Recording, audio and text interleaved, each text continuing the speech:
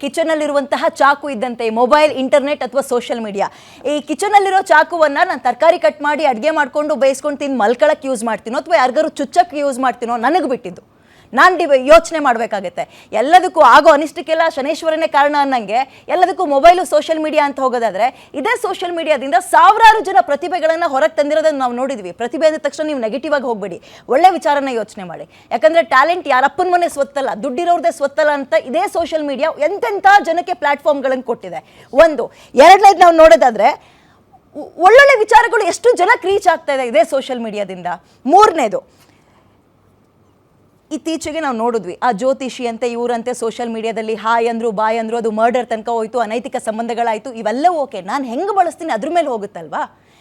ತುಂಬ ಸಿಂಪಲ್ ಆಗಿ ಹೇಳೋದಾದ್ರೆ ಎರಡು ಗಿಣಿ ಕತೆನ ನೀವು ಸ್ಕೂಲಲ್ಲಿ ಕೇಳಿರ್ತೀರಿ ಒಂದು ಸಭ್ಯಸ್ಥರು ಮನೆಗೆ ಹೋಗುತ್ತೆ ಇನ್ನೊಂದು ಹಿಡಿರೋ ಕಡಿರಿ ಅವ್ರನ್ನ ಕೊಚ್ರಿ ಅನ್ನೋರ್ ಮನೆಗೆ ಹೋಗುತ್ತೆ ಸಭ್ಯಸ್ಥರು ಮನೆಗೆ ಹೋಗಿದ್ದು ಏನನ್ನತ್ತೆ ಬನ್ನಿ ಕುತ್ಕೊಳ್ಳಿ ಈಗ ಬಂದ್ರೆ ಊಟ ಮಾಡಿ ಅನ್ನತ್ತೆ ಸೊ ಹಾಗೆ ಈ ಫೋನು ನಾವು ಯಾವುದಕ್ಕೆ ಯೂಸ್ ಮಾಡ್ಕೊಳ್ತೀವೋ ಅಥವಾ ಸೋಷಿಯಲ್ ಮೀಡಿಯಾ ಹೇಗೆ ಬಳಸ್ಕೊಳ್ತೀವೋ ಅದ್ರ ಮೇಲೆ ಡಿಪೆಂಡ್ ಆಗಿರುತ್ತೆ ಎಲ್ಲದಕ್ಕೂ ಕೂಡ ಸೋಷಿಯಲ್ ಮೀಡಿಯಾ ಕಾರಣ ಅನ್ನೋದಲ್ಲ ಬಳಸೋದು ಬಿಡೋದು ನಮ್ಮ ಮೇಲೆ ಬಿಟ್ಟಿರುತ್ತೆ ಏನಂತೀರಾ